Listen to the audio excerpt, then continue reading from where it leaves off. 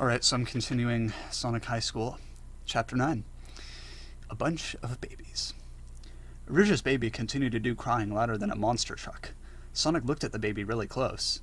Hey, Eapio, aren't babies supposed to look like you? Rouge's baby doesn't look like you, but it looks like someone else I know. Sonic rubbed his chin and thought about who it looked like. Okay. Yeah, Eapio, Rouge's baby looks like Knuckles, Said Vector.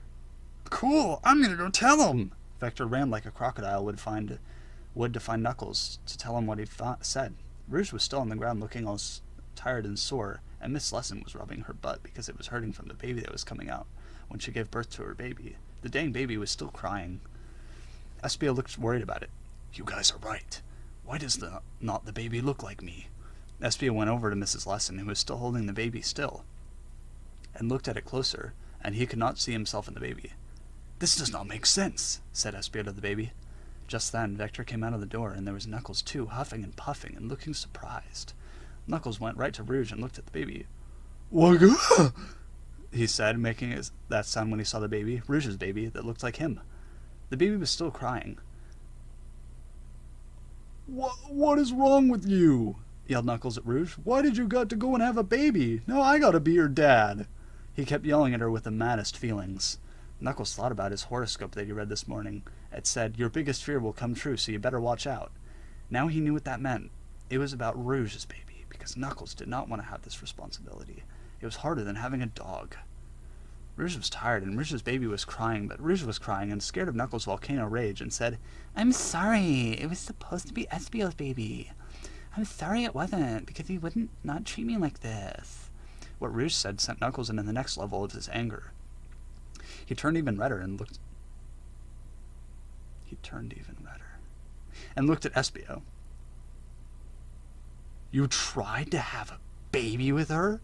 Rouge is mine! You are not allowed! Knuckles charged at Eapio, but Vector held him back.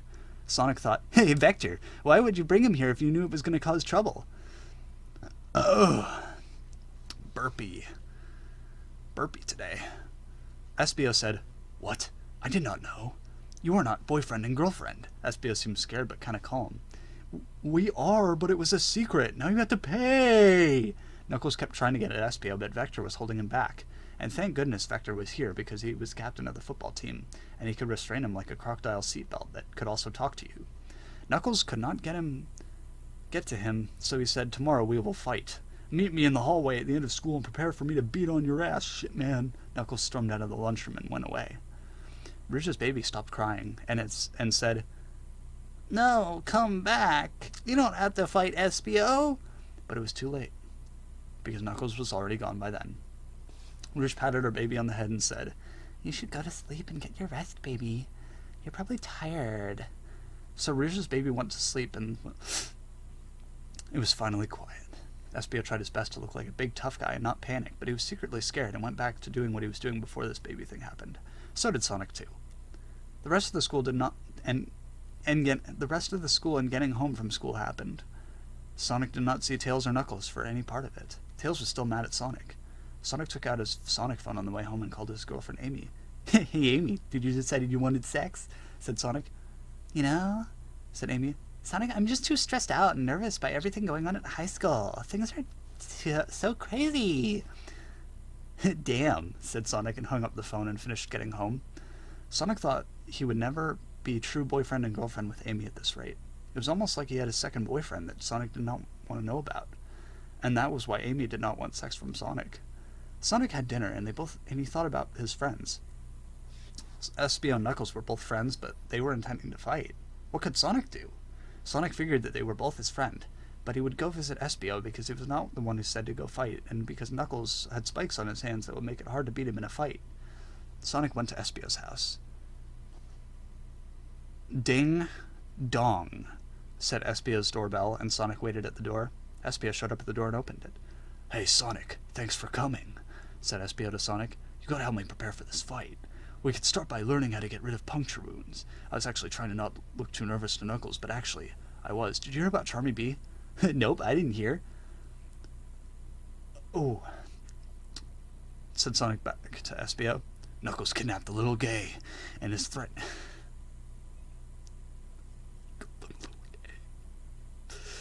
and is threatening to hurt him if I don't show up to the fight him tomorrow. So I have to be especially now, because gods will crush my soul even if Charmy B is an annoying idiot loser, said Eapio back to Sonic. Oh no, that's really bad, said Sonic. Sonic knew this now had to happen too, because his morals were probably the best ever. He did not know Knuckles would stoop to such a mean thing. Sonic and Eapio then walked to Espio's house and up the stairs to Espio's bedroom. Our other friend is here too, said Eapio as he was opening the door to the bedroom. Eapio finished opening the door, and there was Tails, who was standing in Espio's room. The moment Tails saw Sonic, his face turned into a salad of anger, the devil, and lava. Salad. Chapter 10. 2 different fights. Author's note. Oh, this is new. I was going to make this the last chapter, but everyone just loves it, and my brain keeps exploding with new ideas, so I'm going to continue making Sonic High School for some longer time and make more chapters. Sonic High School, Chapter 10. Why are you here? Screamed Tails with the anger of a million angry birds. Sonic was shocked because Tails was his best friend, and Tails was smart. But Tails was super pissed at Sonic for not coming to the science competition, even though they were best friends. Sonic moved his mouth, but words didn't come out because he did not know what to say. Sonic was a mixture of mad and sad and frustrating because he did not know. Ooh, lots of burping going on right now. What he could do to get Tails to be his friend again. At times like this, Sonic thought about Amy's fine body because it set his mind at ease.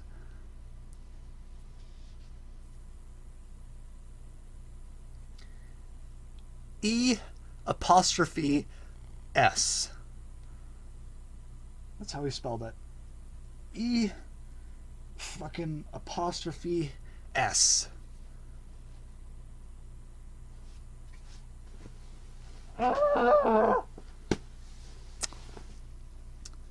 I'm here for my friend, said Sonic. Our friend, Eapio. We're still friends too. Tails, you were just too mad to see that. I know what I see, said Tails, kind of screaming. I am so smart. Eapio tried to get in between them, even though it was his house that they were in right now, and said, Guys, please, let's make sure I can fight Knuckles and not get owned. Sonic and Knuckles ignored him for the moment and continued to be a fuss. Sonic and Knuckles.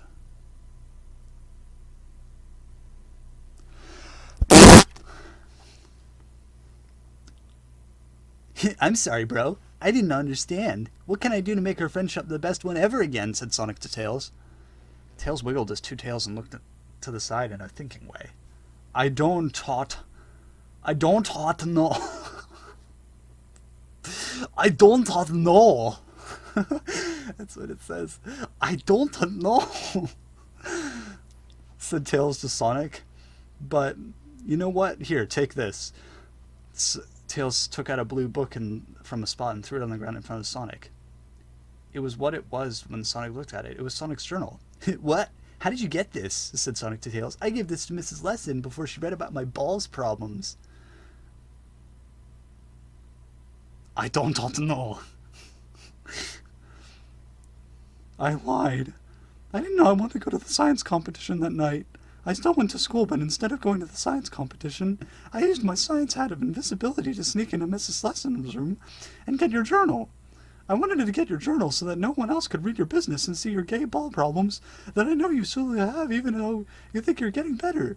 I was going to give it back to you, but you were not there at the competition like you should have been, even though I am such a good friend to you. Even now, when I could have been reaching a moment of genius, I was doing a thing for you because I wanted you to be happy, Tails said to Sonic with a voice of emotion. Sonic did not know what to say. High school drama was so insane to be a part of. Sonic picked up his journal and felt like he was going to cry because he was being an asshole jerk to his friend, who was only trying to make him happy. Tails, you didn't have to do this, finally said Sonic respondingly. What matters is what I did, said Tails, and also that you did not care about my special day because you were too busy trying to be true boyfriend and girlfriend with Amy. Goodbye, Sonic, said Tails right before he flew out of Espio's bedroom window with his flying tails. And then he did. This is so shitty, said Eapio to Sonic, who was now his only other person in his bedroom. I still have to fight Knuckles tomorrow, but your fight with Tails is just as crazy. That's for me to figure out with Tails, said Sonic. Let's get back to making sure you cannot be defeated by Knuckles. That's easy, just hide the Master Emerald. Sonic and Espio spent all night in Espio's bedroom reading books and watching videos about fighting and learning how to be the best at it. By the time the night was over, Espio was ready to face Knuckles. They went to school on this new day, and school happened, and was over, and now they were in the hall, where Knuckles said to meet him to fight. There was a crowd of people around him that included Sonic, who looked worried, Rouge, who looked worried, and with her baby, and Vector was still smiling. Also in the crowd was Tails, and with him, Cream the Rabbit, who was Charmy Bee's girlfriend. Cream was a little woman, and pretty smart, but not as smart as Tails.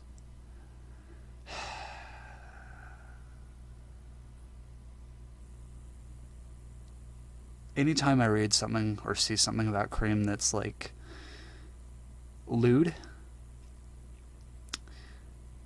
I feel like the FBI are going to bust down my door, but I mean, this is what it says. Here we go. This is what it says. Cream was a little woman and pretty smart, but not as smart as Tails. Her boobs were smarter than both Amy and Rouge's, but they were still high quality in their own way. It is surprising to most people that a gay like Charmy was even allowed to have a girlfriend, but it just goes to show you that it's impossible, that the impossible is not what you think it is. Then Espio jumped over into the crowd in the middle of where Knuckles was. "So you decided to come anyway?" said Knuckles, "even though you know your ass is going to get torn up by my moves?" "I do not want to fight you, Knuckles," said Espio to Knuckles, "but I am doing this for Charmy and Rouge. I am doing this for Charmy because you kidnapped him, and for Rouge because you do not respect her baby." "Then let's do this," said Knuckles. Knuckles charged at Espio with his fists like an elephant running at a hunter trying to kill him for his powers. But Espio jumped out of the way, and onto the wall like a pro jumper, which he learned how to do last night. Espio jumped at Knuckles with a kick move, and Knuckles punched at his foot, and they met with a purple and red explosion of power that knocked them both back. They continued to jump around and attack each other, and they did this for a while. It was difficult to watch for everyone. Rouge was in the crowd with her baby. "This is so difficult to watch," said Rouge. "Violence should not be a solution to conflict," said Rouge's baby, peeking out between his hands. "You were right. Why do people do this like this? I hate it," said Rouge to Rouge's baby. Rouge had become a different person since she had a baby. She used to be only sexy, but now Rouge was sexy and matronly. "Yes, fuck this evil world," said Rouge's baby. Rouge then revealed her boob to her baby and had him eat from it as a baby would do. Rouge's baby thought this was the best part about being a baby because not everyone would get cool boobs like this delivered to them on their doorstep like a milkman. Babies did not have much to worry about anyway, so Rouge's ace boobs made the paradise a reality for the baby. I have a feeling, said Rouge's baby. "You should lie down and relax." So Rouge lied down on her back and the fight continued to go on. If what I think is about to happen happens, then I don't know what to tell you guys. Except I am so sorry that we have to live on the same planet with this person.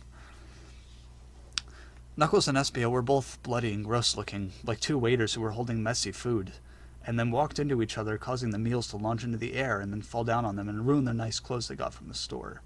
They were breathing hard and they were tired, but they kept going, jumping and kicking and punching and running. It looked like two people doing a dance, but hitting each other also. Knuckles kicked his feet out at Espio, but Espio jumped up and dodged them and came back down and hit Knuckles in the mouth and knocked him onto the ground. "Is this enough yet? Are we done?" shouted Espio to Knuckles. "How will this ever end?" Knuckles looked up from the ground at Espio standing over him. Knuckles had a twinkle in his eye as he looked up at Espio and crawled towards him. Espio did not do anything but watch him and feel dangerous.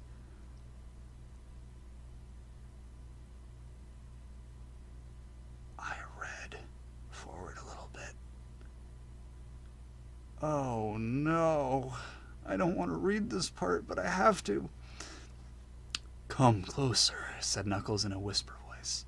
So Espio bent down and put his face to Knuckles. Knuckles looked up and down Espio's sweaty purple body, and into his eyes he said, "I respect you," and then grabbed his face as gentle as a deer and kissed him on the mouth. When Knuckles kissed him, he did it extra hard, sometimes with his eyes shut and sometimes looking into Espio's deep yellow eyes that looked like a circus of loving men. Their eyes met in the middle of their mouths like two chicken cutlets that were acting like cats that loved each other.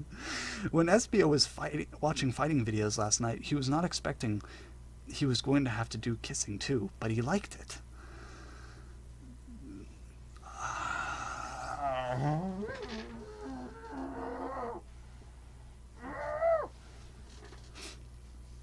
They went on kissing for a full minute while everyone watched, wondering if they were done fighting or just taking a break to kiss.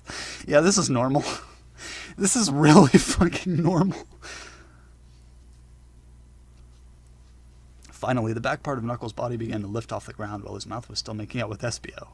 Finally, the power became so strong that his mouth was removed from Eapio and their spit was like a shiny extension cord that connected an appliance to a wall outlet. Knuckles then began to glow while floating in the air, and the whole place became a little windy. On the side, Tails said to Cream, "Wow, I know what this is. This is a rare moment of science we will never see probably again in a lifetime or ever. It is called a body donation, and it was invented by Neston. It is what... Oh, okay. It is when someone reaches a moment of such powerful love that they can choose to restart their lives as part of the person they love. And Neston invented this by making his wife love him so much one night during a romance pasta dinner that she became a baby that was like him, but then killed his wife, the baby, because he thought that it was too dangerous to have her live on in the world without testing it in a laboratory first. It is a fact that looks like if it is magic. It is not magic, it is science, so deal with it." Knuckles glided under the wind toward the crowd of people in front of him and into Rouge's mouth, where he disappeared into it. It was a good thing Rouge's baby had premonitions and told her to lie down, as then Knuckles did a U-turn into Rouge's sex-filled body and came out of her butt as a newborn baby that looked like Eapio. This was all science.